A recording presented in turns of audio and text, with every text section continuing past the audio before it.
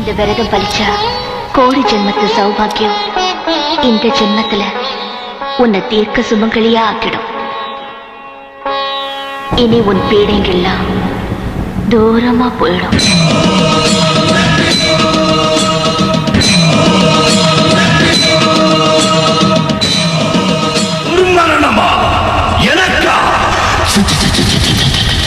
இந்த அகோராவை அழிக்க எந்த சக்தியாலும் முடியாது. மரணமே பயந்து ஓடும். அந்த மரணத்துக்கு உன்னை பலியாக்க வேண்டேன். உன்னால என்னை எதுவும் பண்ண முடியாதுடா.